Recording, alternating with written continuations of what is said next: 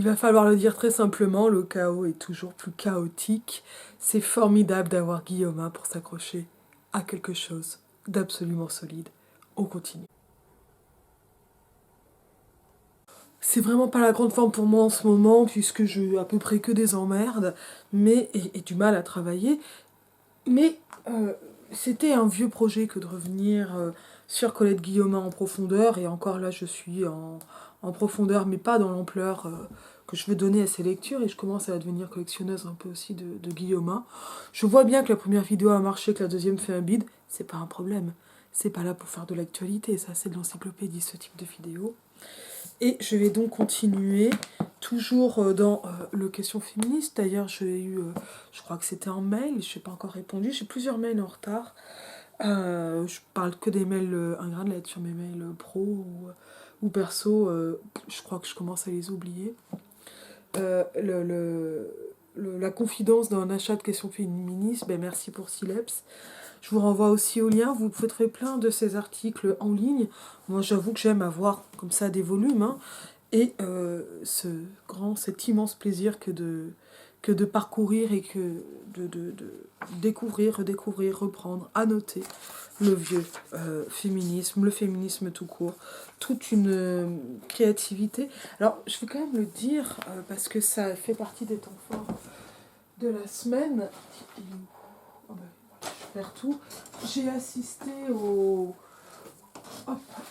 au lancement du livre DJ, elle le dit comme ça, de DJ, d'Anne Garetta, c'est chez Mercure de France. Et j'ai reçu, grâce à Divergence, La vie bonne, notre socialisme de Joseph Andras. Ça fait partie des lectures que j'ai très envie de faire avec le roman de Mathilde Forget. Celui de Camille Ruiz, celui-là, je vais l'acheter au lancement. Celui de Mathilde Forget, je ne l'ai pas encore acheté. Ou le dernier livre de Tiffaine Samoyo, j'ai raté le lancement il y a 2 jours sur les réécritures des Misérables. Et ça a l'air d'être assez joyeux. En tout cas, il s'est passé quelque chose au lancement de Garetta. Alors moi, j'étais pas au lancement Rosa Bonheur, malheureusement, c'était mon malheur. J'ai été au lancement, à la discussion au Marle Moqueur avec Laure Murat. C'est absolument formidable, en plus j'étais au premier rang, parce que je suis arrivée tard et qu'il restait un tabouret, personne n'a osé s'y mettre. Donc moi j'ai encore le pied pété, même si ça se voit moins. Donc j'ai osé sans problème, c'était formidable. Je suis sûre que c'est un livre formidable. En tout cas, Garetta, c'est quelqu'un, voilà, que j'ai là avec cette espèce de fétichisme un peu idiot, mais que je collectionne en fait, hein, dont j'achète les livres. Ils sont durs à trouver hein, quand ils sont pas, donc il faut aussi les acheter quand ils sont neufs et soutenir hein, ce qu'elle fait. Sphinx a été réédité chez l'Imaginaire, mais en l'écoutant, il y a eu une envie furieuse de la lire, de lire ses autres romans. Moi, j'ai déjà parlé ici de Sphinx et de Dans le béton. Je parlerai de DJ, c'est évident. Je sais pas quand, ça c'est une autre question. Mais de lire et de relire. Et je voulais, avant de commencer, dire voilà, une série comme ça, c'est aussi quelque chose qui préserve, là, pas forcément exactement l'envie de lire, mais l'envie de chercher, l'envie de réfléchir, d'approfondir les textes. C'est une envie qui est parfois d'ailleurs plus rare que de lire, où on peut lire beaucoup sans forcément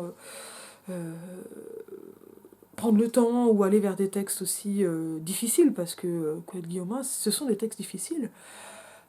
Que ces textes, c'est une autrice qui est pas... alors, qui est à la fois limpide et très exigeante, donc il y a quelque chose de très très paradoxal hein, à ce niveau-là. Mais c'est... Voilà, il y a eu en ce moment, c'est une discussion que j'ai eue avec quelques copines, ou un conseil que je fais régulièrement sur attention, ou que je faisais à mes étudiants et étudiantes quand j'enseignais. Attention au plaisir de lire, il est extrêmement précieux, et je le sens vraiment en ce moment parce que j'arrive pas à lire en ce moment en fait. Là ça fait 2 jours que je dors parce que je suis épuisée. Et je pense que c'est pas fini, et donc c'est aussi, je dois lire pour faire une recension, un livre qui est très intéressant mais qui est une grosse thèse, et dont je parlerai pas ici parce que c'est trop précis, j'en parlerai dans une recension, donc ça ferait double emploi, et ça c'est une chose que j'aime pas éthiquement. Mais voilà, il y a... Pour moi, cette chaîne, elle me sert à préserver le plaisir de lecture, mais cette contrepartie, donc du rythme, hein, de me maintenir dans des lectures qui sont des plaisirs, il ne faut pas que ça devienne des contraintes. Il y a des moments où j'accepte de ne pas arriver à lire, et j'ai déjà parlé de la panne de lecture. Je vous avais envoyé vers la chaîne Book and Chill de mon ami Boukenchill pour ces questions de panne de lecture. Si j'y pense, j'essaie de le remettre là. Là, je suis dans une panne tout court et je suis absolument accablée d'emmerde, mais vraiment accablée d'emmerde et à un niveau qui est sidérant, c'est-à-dire que je suis en état de sidération et d'épuisement. Et ça va repartir et je vais avoir beaucoup de choses à faire. Mais voilà, il faut aussi accepter ces moments où ça vient pas. Et je pense... des fois, je me dis, c'est quand même pas très glorieux de pas préparer, par exemple. Bon, en fait, si je préparais, j'aurais pas le temps de faire des vidéos, ou en tout cas d'en faire autant. Ce serait peut-être mieux, mais c'est juste comme ça que je fais. Euh, Ça serait peut-être beaucoup mieux que de vulgariser, de faire du montage ou des choses comme ça. Euh, Moi, je pense que ma place, elle est dans ce format-là. Je pense que c'est là où ça se rencontre entre ma vie, tout ce que je fais, ce que ça m'apporte que de faire ça. C'est-à-dire pas d'argent, mais voilà. Quel type de plaisir, quel type d'apport intellectuel, quel type d'apport sociaux, de rencontres, de joie, d'amitié, avec aussi voilà, le plaisir quand même d'avoir une forme de reconnaissance, mais c'est vraiment pas le premier, parce que je pensais vraiment être anonyme pendant très longtemps. Bon, je le suis pas du tout, mais, mais j'ai cru l'être à un moment. Et voilà, en ce moment, c'est même pas que je suis en panne, c'est que je suis même en dehors de la question de est-ce qu'il y a de la place pour ce plaisir-là. Mais en revanche, ce qu'il y a toujours, c'est le plaisir de discuter devant la caméra, pas pour le plaisir de m'entendre parler, mais parce qu'il y a quelque chose quand même, pas forcément d'un échange, parce que la réciproque, elle n'est pas là, mais toujours, le plaisir du texte, le grain de la voix, le plaisir du texte, le plaisir de l'analyse, la joie de l'analyse, le choc. C'est aussi souvent des chocs. Il y a des moments où, la semaine dernière, j'ai fini sur un choc, et je pense qu'il faut aussi le dire. Et en tout cas, ce format-là, au long cours, qui peut être un peu chiant pour plein de monde, qui a moins de succès pour cet épisode 2, donc l'épisode 3 marchera pas. Voilà, je suis dans des stats en dessous de ma moyenne, et je pense que c'est pas grave, même une bonne chose. À moi aussi que de me rappeler que je fais pas ça pour que ça marche, parce que d'abord, si je voulais que ça marche, je le ferais très autrement. Et, et ça, c'est... Voilà. Il faut faire circuler Colette Guillaume, il faut faire circuler ces textes-là, il faut les faire parler, il faut les entendre. Et moi, ça tombe bien quand il y a un moment où dans ma vie, je peux que tourner, pas plus, globalement, pour la chaîne. Et que dans le même temps, il y a des choses aussi fortes à faire. Et que ça se rencontre comme ça. C'est un peu ça, un grain de lettres, c'est des moments où... Des timings, hein, ce télescope, moi c'est une espèce de chance que j'ai. J'ai un bonheur du timing. Les choses se passent souvent beaucoup plus tard que ce que j'aurais voulu, surtout que je suis une grande impatiente. Mais il se passe mieux parce qu'elle se passe à un autre moment. Bon, voilà. J'ai plein d'exemples comme ça dans ma vie. Il y a un truc qui fonctionne dans ma vie, ou qui se passe plus tôt, mais il faut reconnaître que le moment est pas mal pour moi. Et c'est pas forcément le cas, je pense même à la mort de mon père, elle est arrivée à un moment qui a très bien fonctionné, c'était très très loin d'être un désir. Hein. Moi je suis toujours anéantie de la mort de papa, il aurait eu, il aurait eu 64 ans dimanche. Et je n'aurais pas écrit cette année pour lui. Et bien peut-être que je vais faire une pause parce qu'en fait, je crois que l'envie de pleurer que j'ai depuis des semaines, elle tombe maintenant. Je vais reprendre en disant quelque chose de toujours vrai et qui m'aura tenu sur mes 6 campagnes après la thèse, mes 5 années de thèse, mes 4 agrégations. Bon, on ne peut pas dire que j'ai eu des études si faciles que ça. Ou un après-thèse si simple que ça. Il y a eu des après-thèses bien pires que le mien, évidemment. Je voudrais juste rappeler, ou juste dire cela que c'est si fort et c'est si solide et ça peut être si joyeux que le parcours intellectuel. Et ça... C'est vraiment une chose dont j'ai du mal à me dire que ça a du sens parce que j'ai si souvent l'impression d'être dissocié du monde et c'est en même temps tellement en prise avec le monde. Guillaumin dit un peu ça. Je vais y revenir. Alors, c'est un article très important, assez long, très complexe, donc hop, toute une série, sur ce concept d'idée de nature qui démarre dans ce premier article, puisque en fait c'est un article en 2 volets, sur l'appropriation des femmes, ce que cela signifie, et on a vu ce que c'est en théorie et ce que cela signifie en pratique. Et j'avais arrêté par manque de temps et parce que j'avais des choses à faire, je sais même plus ce que c'était, mais je fais que courir en ce moment.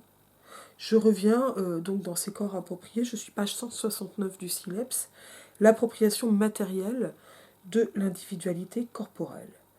Appropriation de l'individualité physique et force de travail dans le sexage.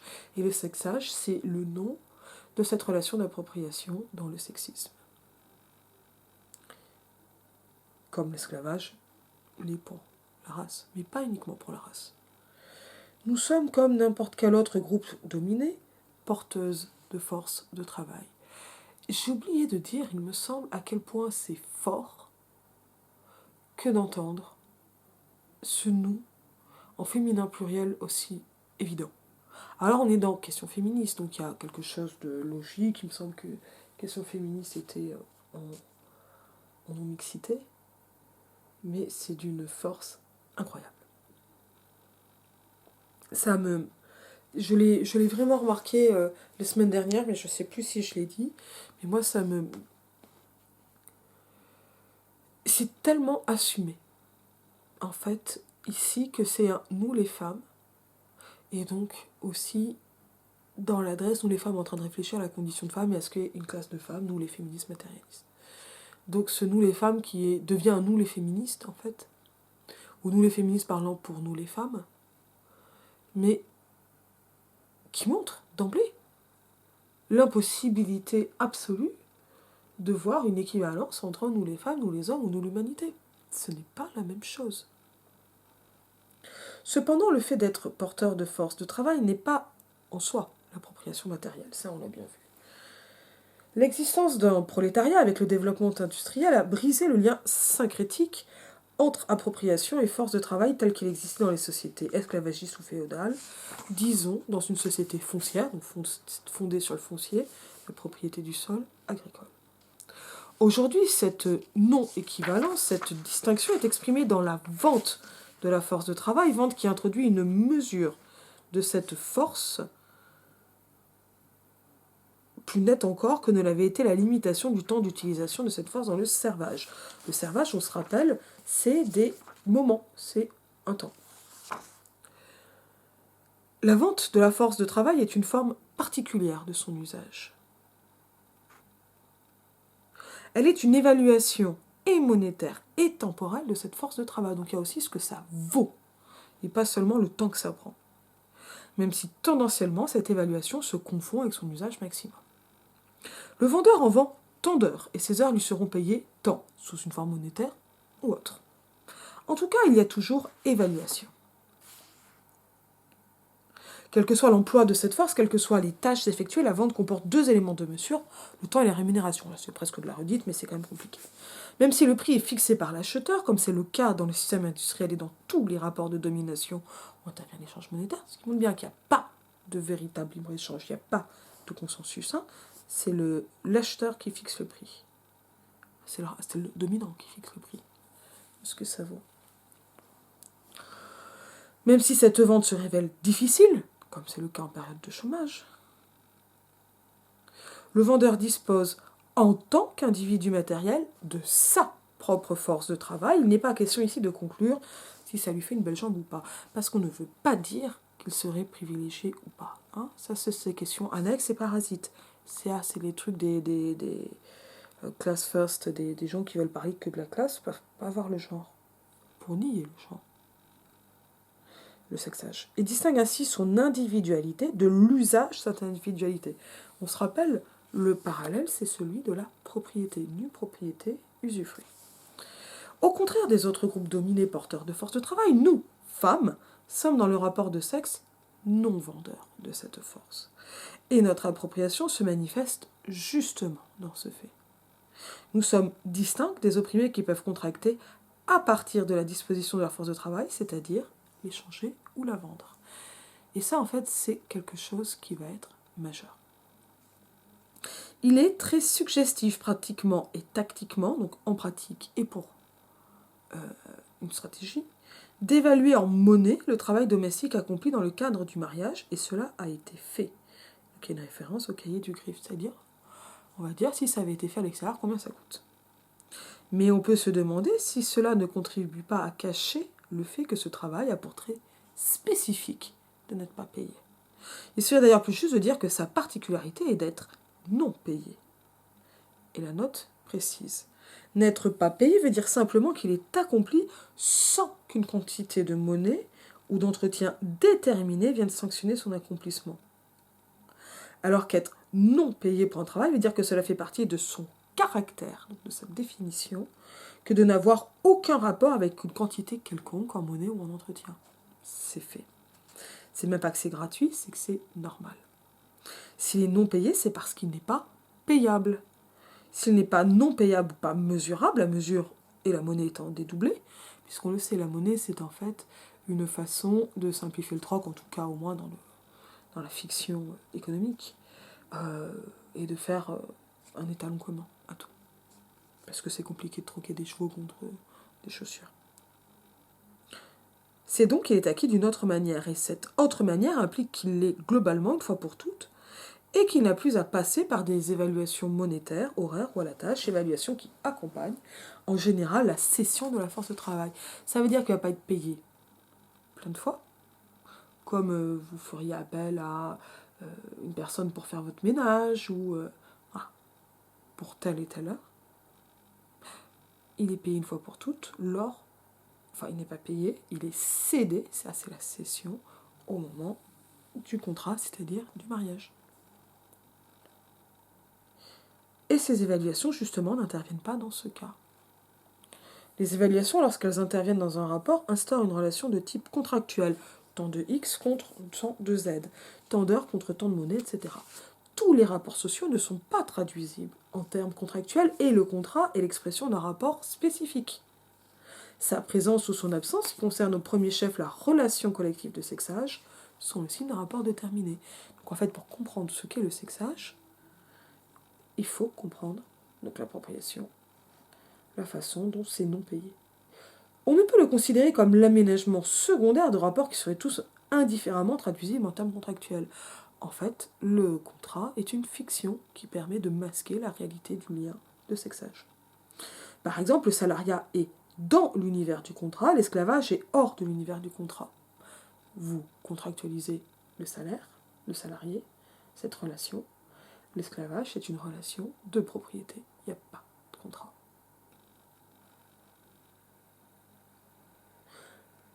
Le rapport sexué généralisé n'est pas traduit et n'est pas traduisible en termes de contrat, ce qui est idéologiquement interprété comme un rapport garanti hors de l'univers contractuel et fondé dans la nature. De tout temps, les choses seraient de cette manière. Ceci est habituellement voilé sous le fait que la forme individualisée du rapport est, elle, considérée comme un contrat, le mariage. En fait, il y a un contrat entre individus. Mais ce qui n'est pas contractualisé, c'est cette appropriation collective d'une classe par l'autre. Et donc le fait qu'il y ait des contrats entre individus ne permet pas de voir l'absence de contrat de classe alors qu'il y a cette appropriation. Cette forme individualisée, qui est donc le contrat de mariage, contribue par son apparence banale de contractualité à cacher le rapport réel qui existe entre les classes de sexe autant qu'à le révéler.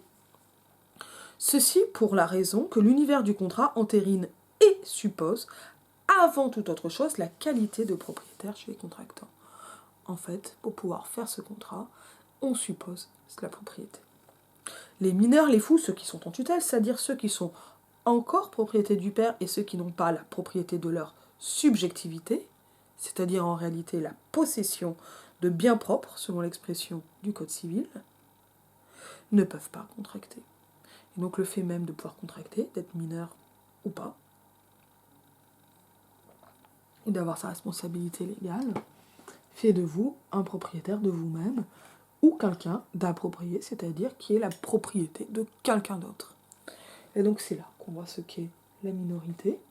Et j'ai envie de dire, ça c'est déjà une manière de tirer les lignes de questions futures absolument majeures comme celle, enfin futures, elles n'auraient pas dû être futures mais elles le sont dans les faits, comme celle de la minorité des enfants, du stade de minorité des enfants.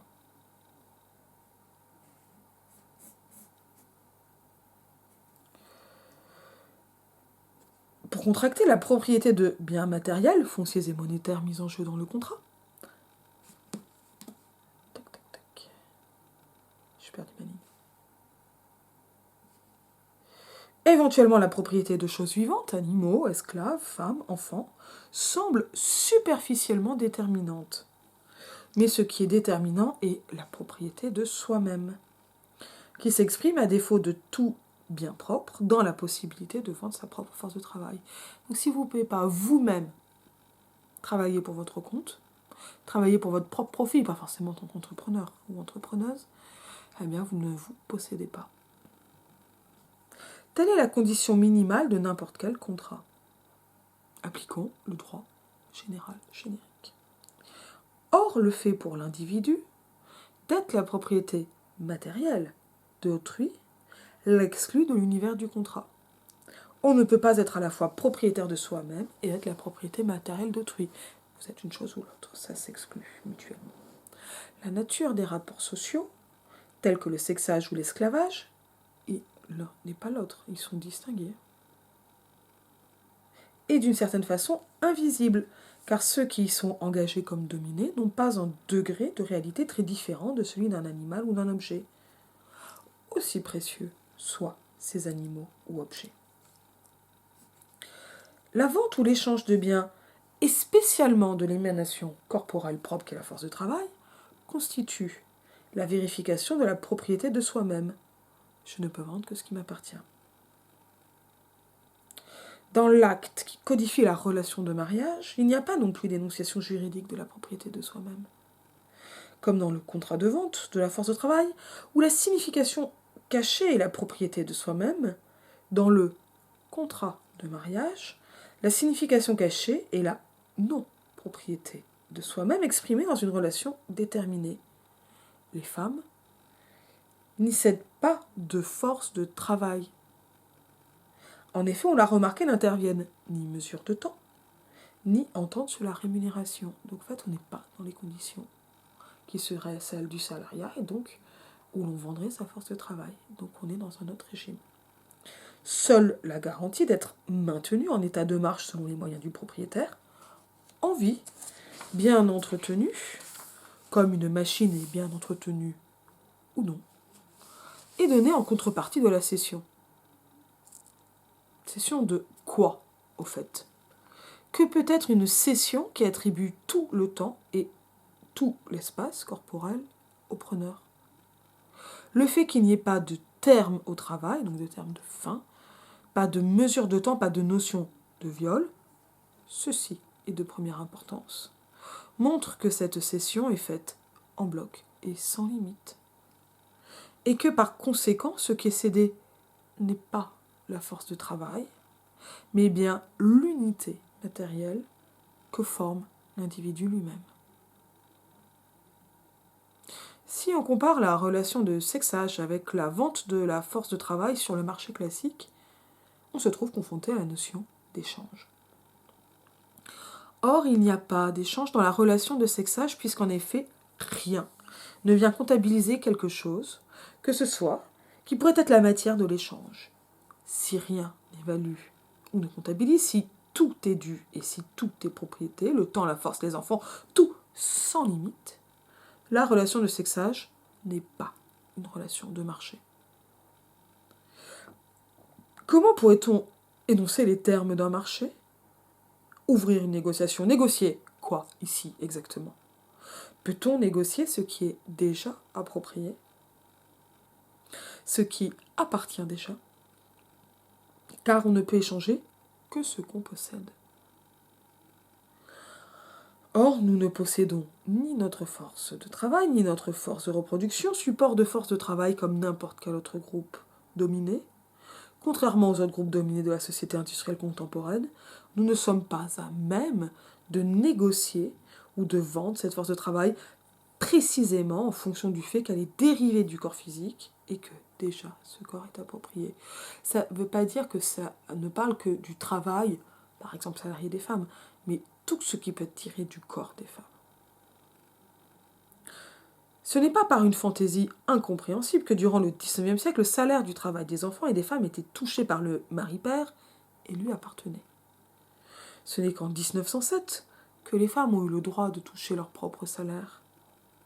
Mais sans pour autant avoir un droit personnel à travailler, le mari avait la décision en ce domaine et gardait donc la propriété de la force de travail. Encore une fois, on se rappelle propriété usufruit ou propriété usage. Ce fait juridique est d'autant plus intéressant que, dans la quotidienneté, les femmes touchaient elles-mêmes leur salaire puisque le mari était la plupart du temps surtout remarquable par son absence. La stabilité des mariages était faible dans la classe où les femmes travaillaient comme salariées. Seulement, ce salaire qu'elles touchaient, il ne leur appartenait pas légalement, il était au possesseur de l'outil de travail femme, avec des traits d'union. On peut en toute logique, et cela n'est pas humoristique pour tout le monde, on peut dire en toute logique, la femme était entretenue par son époux avec l'argent qu'elle lui rapportait, ramenait, dit le vocabulaire populaire. Le sexage. La réduction à l'état de choses plus ou moins admises ou connues pour les apports d'esclavage ou de servage subsiste aujourd'hui dans les métropoles industrielles sous nos yeux, dissimulée ou exposée sous le mariage, rapport social institutionnalisé s'il en fut. Mais l'idée qu'une classe soit utilisée au sens propre, manipulée comme un outil, c'est-à-dire traitée comme une vache ou une moissonneuse, est, dans le très progressiste esprit de nos contemporains, supposé relever de belles lurettes ou de despotismes orientaux autant que primitifs, ou au plus être l'expression d'un cynisme provocateur. Et bien sûr que Guillaumin pointe ici le racisme aveugle, c'est-à-dire non pas aveugle, je suis un peu vaguiste en disant ça, mais qui veut aveugler, qui va regarder ailleurs pour pas voir chez soi. Ce que nous avons sous les yeux, nous ne le voyons pas même lorsqu'on appartient à la classe asservie. Et ça, c'est le plus dur. Cependant, le mariage, et il faut, elle le dit au début, beaucoup écouter ce qu'on dit de nous pour un peu se comprendre. Cependant, le mariage n'est que la surface institutionnelle, contractuelle, d'un apport généralisé. L'appropriation d'une classe de sexe par l'autre. Rapport qui concerne l'ensemble des deux classes, et non une partie de chacune d'entre elles, comme pourrait le laisser croire la considération du seul contrat matrimonial. Parce que ce n'est pas parce que le contrat individuel est individuel que cela ne concerne que des individus. En fait, c'est parce qu'il y a des contrats individuels, parce qu'il y a ce rapport de classe, entre classes de sexe. Il est ainsi que l'expression individualisée, en ce qui établit un rapport quotidien et spécifique entre deux individus particuliers,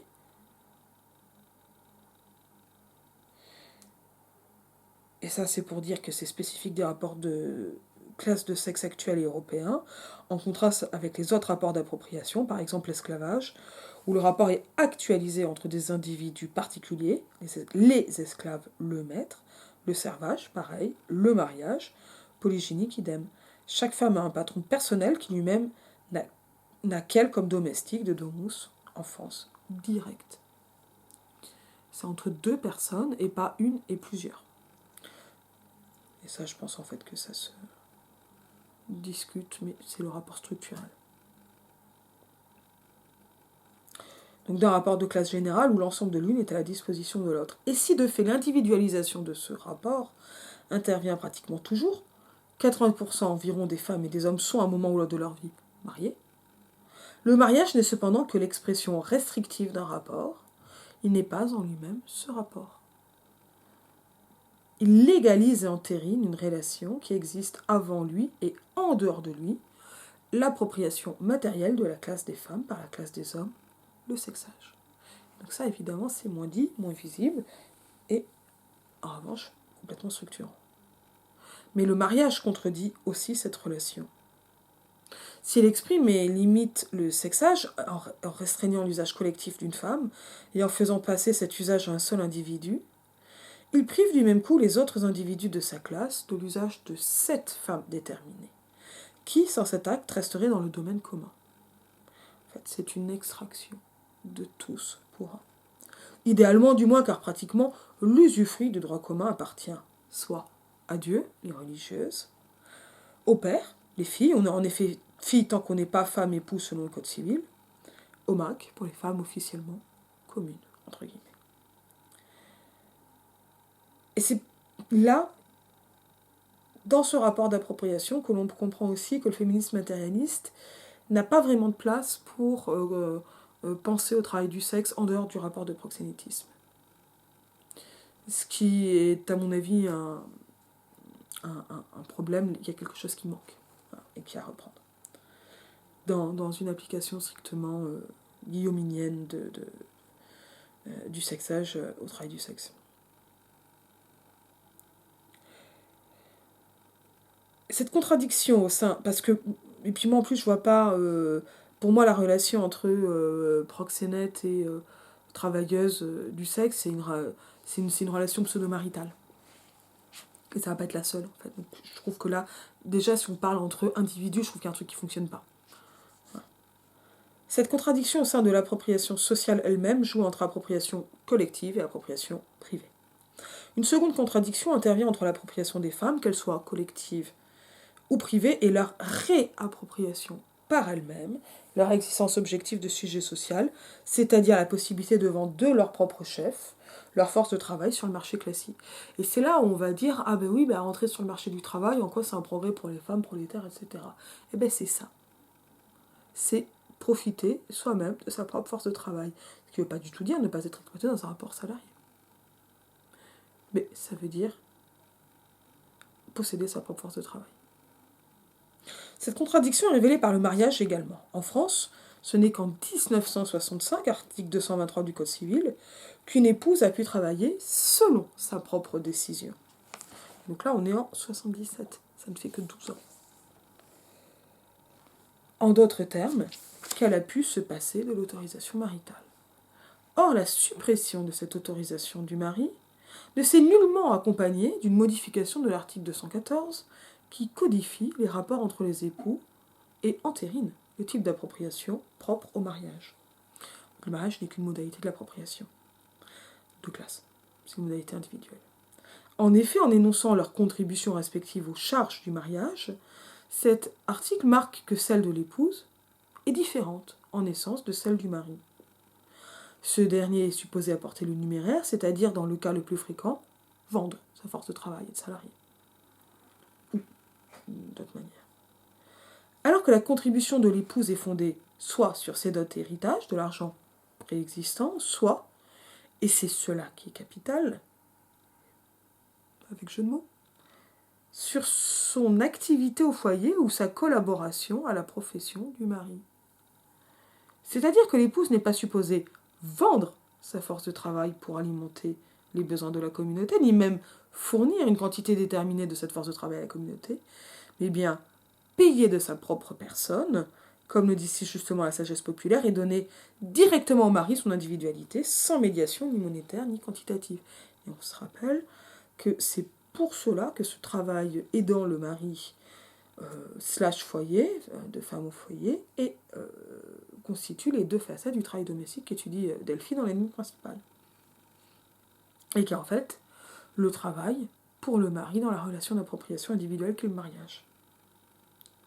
Cette relation particulière entre époux se profile derrière tous les discours qui, de la droite à la gauche la plus rouge, considèrent comme un fait théologique l'existence d'un travail de la femme, celui de l'entretien physique du mari, de ses dépendants et de la maison. Relation qu'il ferait mieux d'appeler, s'ils étaient honnêtes, l'appropriation de la femme. Ces discours sont généralement assortis de considérations, sentimentales ou non, sur l'épuisante, mais intangible, double journée.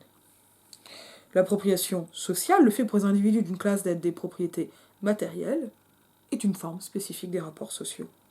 Elle n'est manifeste aujourd'hui et ici qu'entre les classes de sexe et se heurte à l'incrédulité de béton que rencontrent généralement les faits trop évidents pour ne pas être invisibles, comme l'était le travail ménagère ou le féminisme.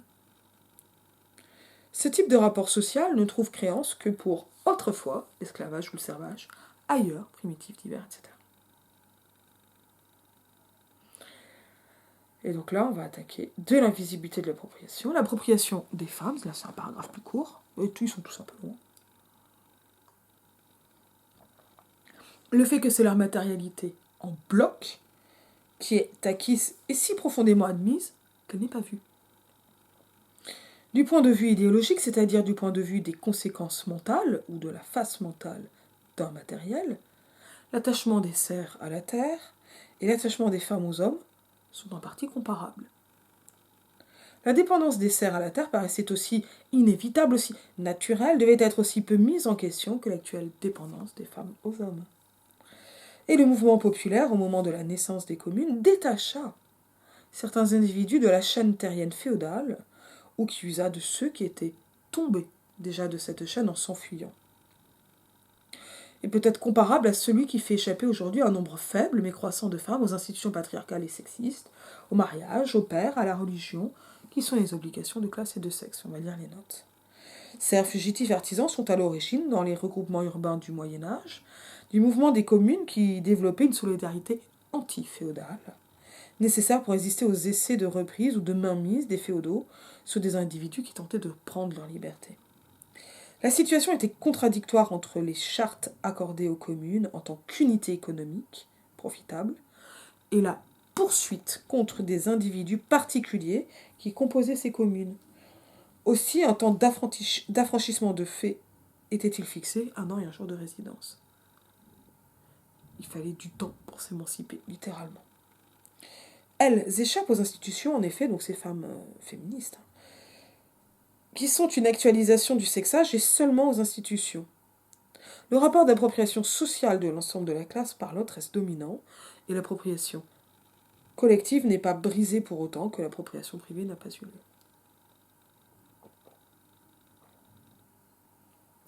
Et c'est là où se prépare une grande divergence entre la possibilité d'un marronnage ou d'une relation, d'une possibilité d'émancipation sous le modèle du marronnage. Wittig franchira le pas en enlevant les modalités de la métaphore ou de la comparaison, de l'analogie, qui est niée par Guillaumin ou Delphi, cette possibilité.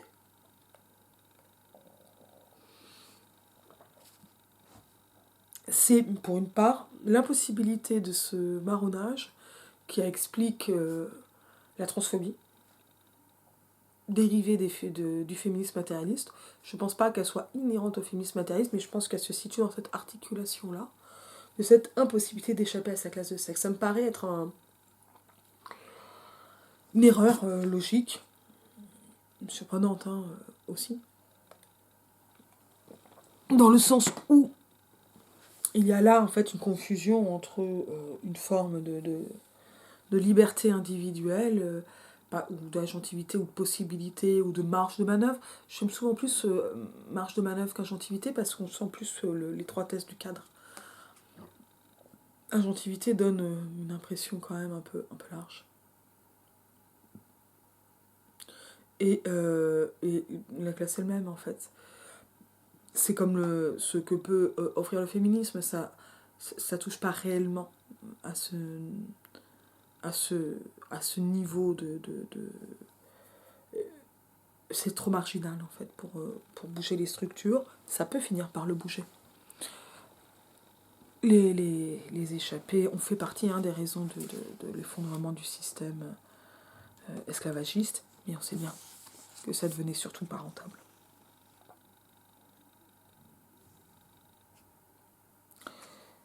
À cette différence près que les serfs étaient les meubles de la terre et que c'était elles, et non directement eux, qui étaient appropriés par les teneurs féodaux. Donc il y avait un intermédiaire, ils appartenaient à la terre qui appartenait au seigneur, et non pas les serfs appartenaient au seigneur. Donc si on changeait de seigneur, ils appartenaient toujours à la terre. Alors que les femmes sont directement, comme l'était la terre elle-même, appropriée par les hommes. Et cette analogie femme-terre, elle va expliquer une part du féminisme, pas seulement écologique, ou pas exclusivement écologique, ça se recoupe pas exactement, mais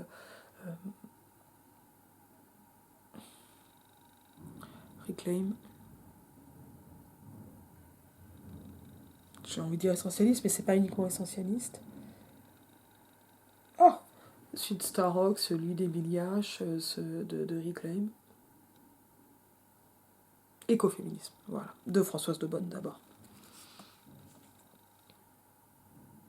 Les esclaves de plantation des 18 et 19e siècles ont, comme les femmes, été l'objet d'une appropriation directe. Ils étaient indépendants de la terre et relevaient du maître. Attention, elle ne parle que de ce rapport-là. Elle ne parle pas du traitement et ça ne parle pas non plus du fait de pouvoir être possédé et posséder d'autres personnes. L'analogie ne dit que ce qu'elle dit, là, chez Guillaume. Nul dans ces cas ne s'interroge sur le naturel de la chose. Dans l'appartenance du cerf à la terre, le degré de réalité ressenti devait être celui de l'évidence du froid et du chaud, du jour et de la nuit, un fait, en quelque sorte. L'appartenance des esclaves à leur maître, l'appartenance des femmes au groupe des hommes et à un homme en tant qu'outil est de même sorte.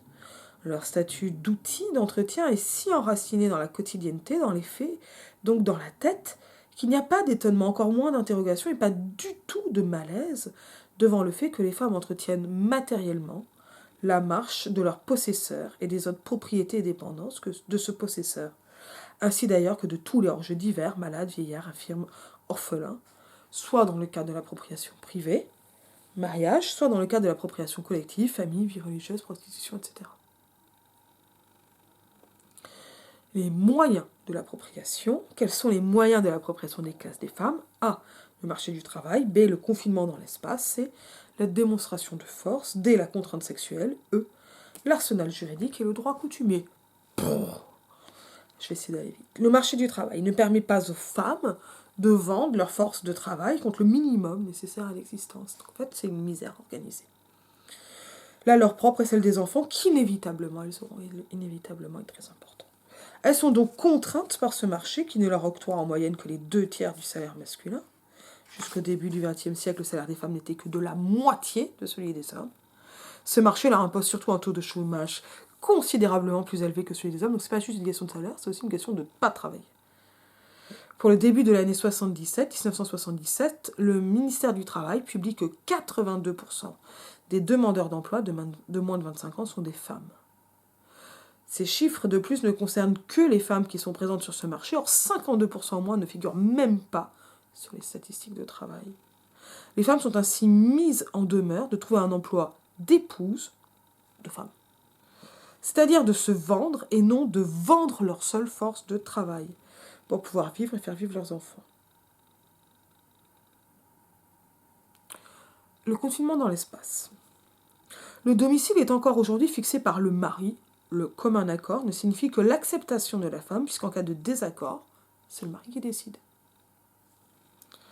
À moins que l'épouse engage une procédure en justice, point de suspension très évocateur. Le principe général est ainsi fixé, la femme ne doit pas être ailleurs que chez son mari. On avait trouvé pour les biens qui bougent mais ne parlent pas, cochons, vaches, etc., la clôture. En pieux, en métal, en filet ou électrique.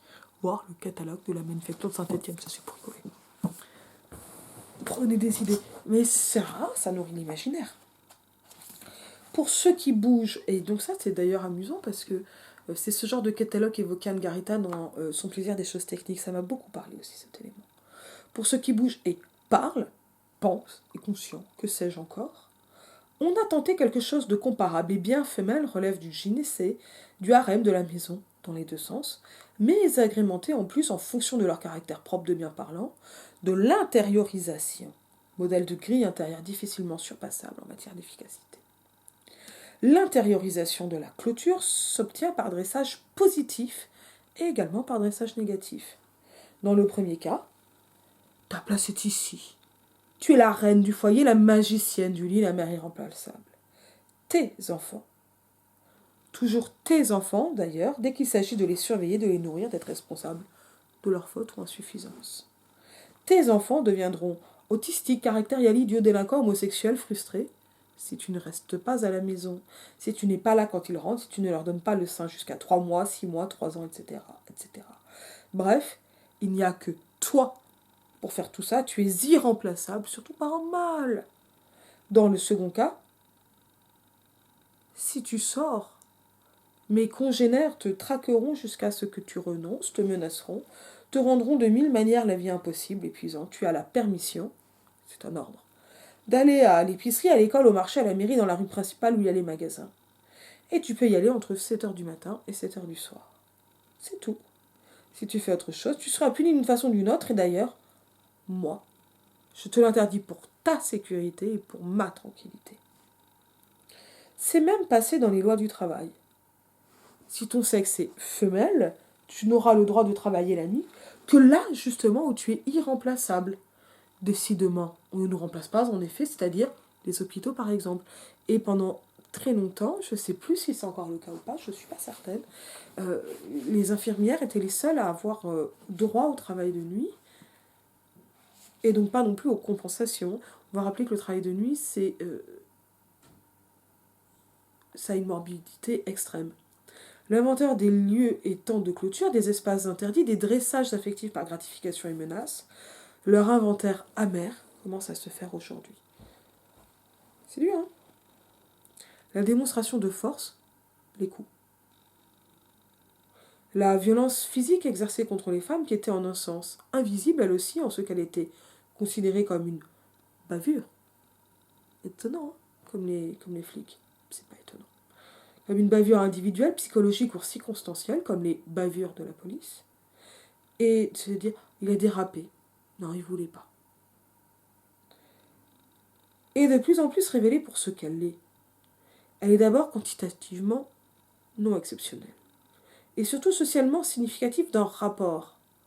Elle est une sanction socialisée du droit que s'arrogent les hommes sur les femmes, tel homme sur telle femme, et également sur toutes les autres femmes qui ne marchent pas droit. Ceci est lié au confinement dans l'espace et à la contrainte sexuelle. Et là, je voudrais quand même signaler ceci d'extrêmement choquant, qui m'est arrivé, mais je le raconte parce que ça arrive à d'autres, en fait. Du nombre de fois où j'ai été frappée dans la rue, ou dans des espaces publics, en tant que femme. Alors, je me rappelle d'une fois où je marchais à Saint-Lazare, parce que j'allais travailler, hein, en pleine heure de pointe, et un homme, que je n'ai pas eu le temps de voir, mais je sais que c'est un homme, ça j'ai eu le temps de le voir, blanc, semble-t-il, pour tous les racistes qui viendraient dire, nanana, m'a mis un énorme coup dans les seins. Mais je pense que c'était un coup de poing, enfin j'ai eu un bleu. Un choc terrible, et pas le temps même de penser, de réfléchir, juste une énorme douleur. Je me rappelle une autre fois où j'attendais le métro la nuit, j'ai vu un type, alors moi j'habitais à Gennevilliers en bout de Fourche, et donc il y avait une part Saint-Denis, une part Gennevilliers, de la 13, et il y a un type qui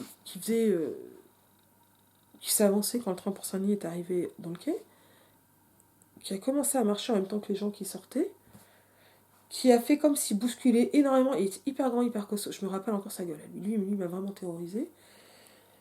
Et il a bousculé une femme qu'il n'avait pas vue, et quand elle a regardé, parce qu'il l'a brutalisé concrètement, il a fait comme, même pas comme s'il s'excusait, mais comme s'il l'avait juste bousculé, et je l'ai vu se remettre à côté de moi. Donc en fait, il a fait semblant de descendre d'un métro dont il ne descendait pas, pour marcher, uniquement pour frapper une femme. Et effectivement, il a essayé d'avoir d'autres interactions physiques, y compris avec moi, pour prendre prétexte de provocation complètement imaginaire, de femmes, mais qui savaient imaginaire puisqu'il les provoquait. Il les cherchait, et il cherchait à cogner des femmes. Au point que des hommes, d'autres hommes, moi, mon pas exfiltré, ça serait exagéré, mais en fait se sont mis devant moi et d'autres femmes pour qu'on bouge d'endroit dans la rame le plus discrètement possible parce qu'ils cherchaient n'importe laquelle. Et à un moment, je me suis mise plus loin et j'étais bien, et à un moment, je me suis assise avec mon bouquin, et j'ai relevé les yeux, il était en face de moi, et il me fixait, en souriant. Et là, je suis partie en courant quand ça a été mon tour de descendre. Mais vraiment, j'ai couru. J'ai vraiment couru. Je pense que ce type voulait tuer une femme. Voilà. Je me rappelle d'une autre fois où je marchais rue des Martyrs, c'est une rue assez bourgeoise à Paris. Franchement bobo, c'est vraiment le bobo. Et, euh, et un type voulait doubler en face, et donc m'a coupé la route. Et j'ai refusé de me laisser couper la route et de m'arrêter pour laisser passer ce type. Nos épaules se sont donc cognées. Moi, j'ai pris l'habitude de ne pas laisser mon épaule s'embarquer dans ces moments-là, voire de renvoyer. Le type m'a poussé sur la route. C'est-à-dire qu'en fait, on s'est cogné, le type a crié, je lui ai dit, bah quoi, je vais pas m'arrêter, il n'y a pas de raison. Et donc, et j'ai continué, et le type, devant des gens, en plein jour, a couru et m'a poussé dans le dos de toutes ses forces sur la route. C'était une punition. Je me rappelle d'une autre fois, ça c'est beaucoup plus récent, puisque j'étais enceinte de 6 mois, où je rentrais en métro, concrètement de la sage-femme. J'avais été en cours de préparation à l'accouchement. Le type a accéléré pour me doubler, pour pouvoir s'asseoir sur les places prioritaires. Donc j'étais pas dans le sens de la marche, qui moi n'était pas un problème, mais c'est quand même grossier. Bon, il faisait que parler avec son parleur, son machin, enfin, horrible. Les gens ont fait des remarques, j'en ai fini aussi. Moi, j'ai dit, oh monsieur, vous avez oublié vos écouteurs. Et il m'a fait d'un mépris incroyable. Donc, quand je me suis levée, j'avais été aussi au magasin de bricolage avant de partir. J'ai fait négligemment tomber mon sac et ses 5 kilos de plâtre sur les genoux du mec. C'était pas très sympa. Et je suis partie. Mais voilà. Un type, ah oui, puis il y avait un mansplaining terrible, il arrivait à gêner 3 femmes en même temps sur le voiture. Donc une femme enceinte. Hein, et une femme méga enceinte. Qui fait donc moi. Et donc je me suis levée pour partir. C'est-à-dire que concrètement, je ne pouvais pas sortir tellement ses jambes prenaient de place. Hein. Bon. Il s'est pris un gros sac dans le genou, il était pas content. Il s'est jeté et il m'a mis un coup de poing dans le dos. Ce type, pour me punir, a frappé une femme enceinte en pleine journée devant tout le monde. On se connaissait pas. Moi j'ai hurlé. Hein. Et puis j'ai bien dit à tout le monde que, je t'avais dit avant d'ailleurs, que déjà il s'était dépêché pour prendre la place devant moi et que c'était quand même assez hallucinant. J'ai bien entendu que ça hurlait, je suis descendue, je suis rentrée chez moi. Mais ça, juste des expériences personnelles. Le nombre de fois, je parle même pas des fois où on se croise dans la rue et où des types ne s'écartent pas. Voilà, ou force de passage en vélo, en ski, en machin. C'est très très très majoritairement des hommes, c'est pas exclusivement des hommes, mais c'est extrêmement majoritairement des hommes. Ça peut être des hommes à l'encontre d'autres hommes, mais c'est quand même souvent des hommes à l'encontre de femmes. Et en fait, voilà, je veux le dire comme ça, il m'est arrivé quand même à de multiples reprises d'être frappé par des hommes inconnus. Voilà. Par pur plaisir, ou par punition, ou par semblant de punition pour le plaisir de frapper.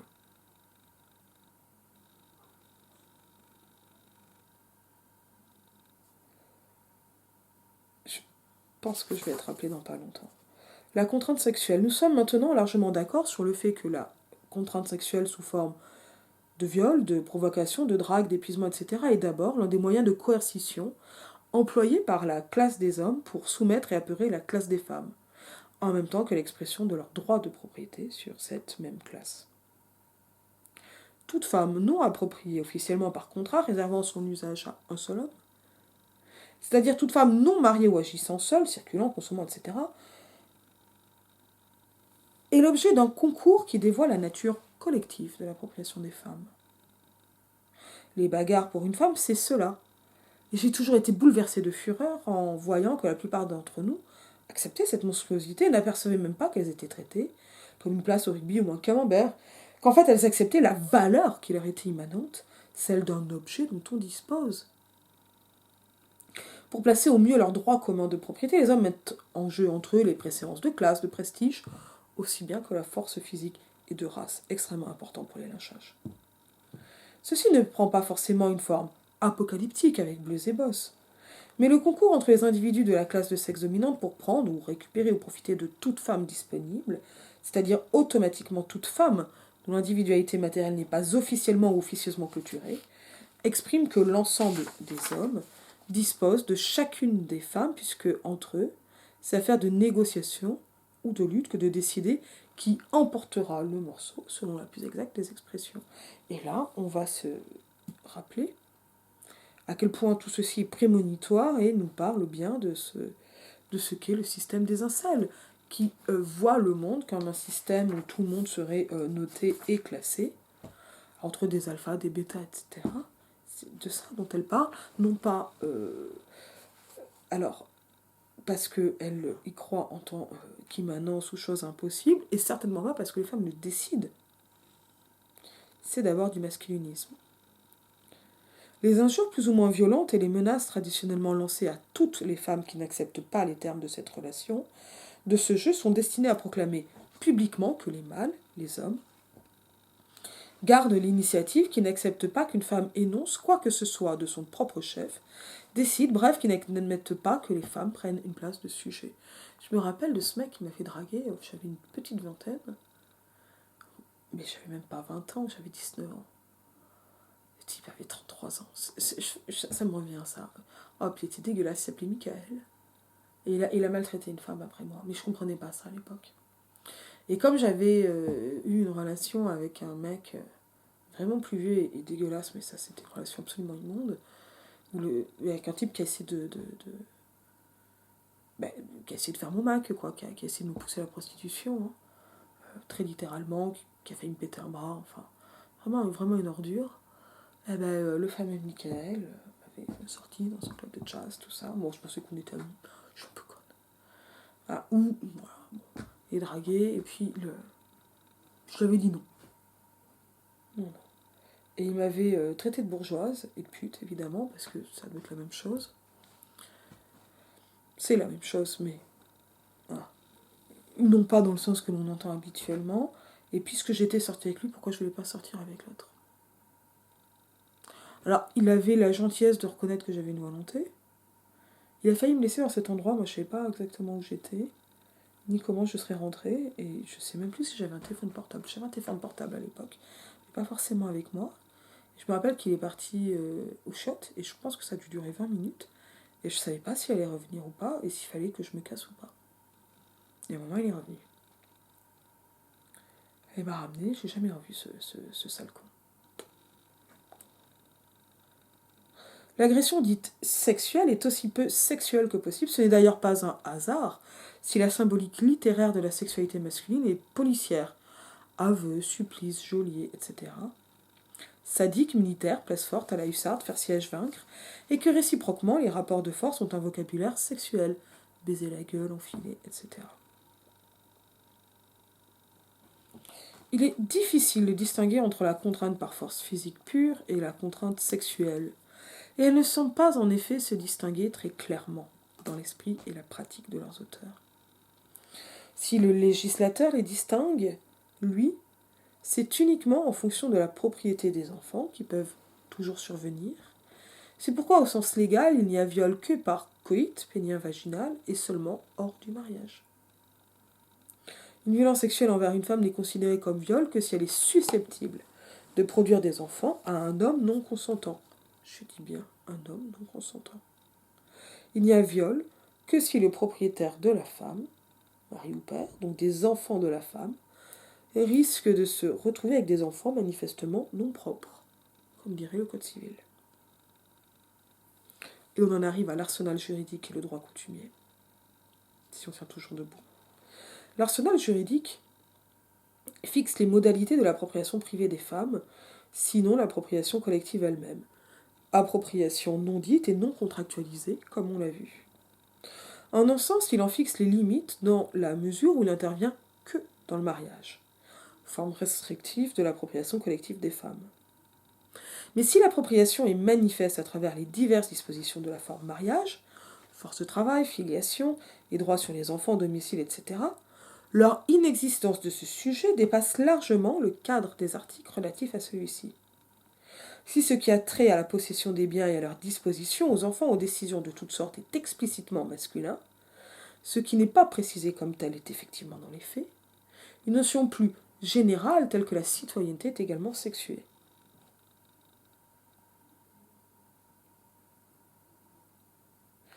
Les abris d'autobus et les murs du métro sont depuis quelques semaines, j'ai oublié une note, couverts d'une affiche d'un comique certainement involontaire. Faites mettre votre photo sur vos chèques pour être sûr qu'ils ne seront acceptés par les commerçants que si vous-même les présentez, et non un voleur. L'argument est la sécurité, et pour illustrer le propos, la photo d'un homme d'une cinquantaine d'années figure sur le chèque à côté du nom et de l'adresse du propriétaire du chéquier. Et puis on lit le nom de ce propriétaire, monsieur et madame une telle. Mais pas de photo de madame une telle, un tel. C'est normal d'après tout ce qu'on sait du rapport de classe de sexe, seulement dans ces conditions, la sécurité, n'importe quelle femme, et c'est vrai que nous sommes une grande masse, pourra-t-elle alors user du chéquier sans encombre? Ou aucune ne pourra-t-elle s'en servir? Pas même madame un tel. Donc, même la citoyenneté est également sexuée. Ce qui a trait au nom dans le code est particulièrement significatif à cet égard et exprime la non-propriété de soi-même pour les femmes. La loi française du 6 Fructidor en 2, l'une des toutes premières lois du code qui interdit à tout citoyen, sous peine de sanction, d'adopter un autre nom que celui qui figure sur son acte de naissance, n'est visiblement pas appliqué aux femmes, puisque dans le mariage, le droit coutumier leur impose le nom de leur époux. Elles sont donc dites exactement pour ce qu'elles sont, appropriées par leur époux, et inexistantes en tant que sujet de la loi. Je ne pense pas que le fait de prendre un autre nom que celui de sa naissance, ce qui est non conforme à la loi, du moins pour un citoyen, un sujet, ait jamais entraîné de poursuite contre aucune femme quand il s'agit de nom de mariage. Mieux, la loi elle-même entérine le droit coutumier, puisqu'elle précise qu'au moment du divorce, cessation d'appropriation, chacun des époux est tenu de reprendre son nom. Ce qui ressort de l'ensemble du code, ce qui est particulièrement marqué dans cet exemple, c'est que les femmes ne sont pas sujets juridiques fondamentalement. Elles ne sont pas sujets de la loi. Que sont-elles alors quand on sait que le code civil n'est que la codification de la propriété? Et principalement de ce qui découle de la propriété des biens, la propriété de soi-même. L'absence des femmes, ou plus exactement la seule présence des hommes en tant que tels, traduit ce simple fait que les femmes n'ont pas, en tant que telles, la propriété d'elles-mêmes. Ceci étant par ailleurs confirmé par le contrat particulier de mariage où la disponibilité des femmes est garantie entière, physiquement et temporellement, en contrepartie d'un simple maintien en l'état de l'objet transactionnel, c'est-à-dire elle-même. Conclusion. Alors, il y a une note d'abord. Aujourd'hui, la possession de biens, comme de la force de travail, semble lui garantir une certaine autonomie juridique, un espace où elle peut être sujet. Mais il n'y a pas si longtemps que les biens propres de la femme étaient légalement à disposition du mari, comme de l'épouse elle-même, puisqu'il gérait la communauté et les biens propres de l'épouse, donc ceux qui lui venaient de sa propre famille, et qui n'étaient pas censés appartenir à lui. Donc lui, il a un usufruit, mais pas la propriété. On en avait parlé pour la dot la semaine dernière. Actuellement, les choses sont très loin d'être limpides dans ce domaine, et il demeure dans les textes des contradictions telles que, fondamentalement, les droits restent au mari en matière économique. Et on passe à la conclusion. Quels sont les effets de cette appropriation? Socialement, la production d'un discours de la nature sur le dos des femmes. Ce sera l'objet de la suite de cet article. Individuellement ou psychologiquement, un fantasme tragique, celui de l'autonomie et de l'individualité. Un imaginaire fou nous fait surmonter le fait de notre appropriation par une panoplie de fantasmes qui soutiennent le rêve de notre indépendance. Fantasme de dominer moralement la situation, fantasme d'y échapper personnellement, fantasme les femmes c'est les autres, les bonnes femmes les nanas. Peut-être grand fantasme d'être un homme, c'est-à-dire un individu autonome, une sorte d'être humain si l'on veut. Non, je ne dis pas libre, les êtres humains, hommes ou femmes, ne sont pas si naïfs. Mais fantasme de n'être pas, soit matériellement, individuellement approprié, contrainte certes, exploitée sans le moindre doute. C'est pas libre, c'est évident, mais pas objet matériel approprié, pas chose, ça certainement pas. Voilà le grand fantasme que nous déployons. Hop là. Je sais pas si ça s'entend, les bébés pleurent. dans notre cinéma inconscient. Pourtant, dans les rapports de classe de sexe, c'est exactement ce que nous sommes, des vaches, des chaises, des objets. Non pas métaphoriquement, comme nous essayons de le suggérer et de le croire, lorsque nous parlons d'échange des femmes ou de réappropriation de notre corps, mais banalement. Il reste une page et demie, je reviens dans un biberon. C'était donc un gros biberon.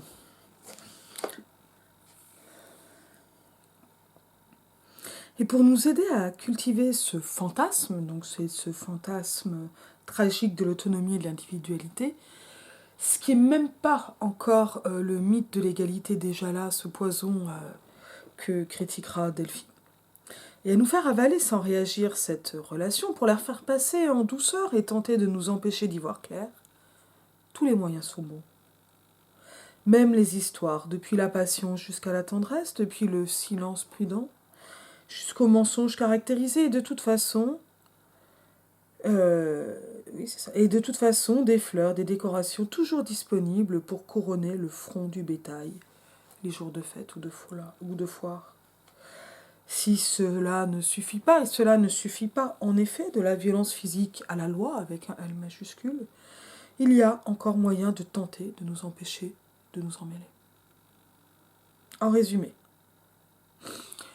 l'appropriation matérielle du corps des femmes, de leur individualité physique, a une expression légalisée, la relation contractuelle de mariage.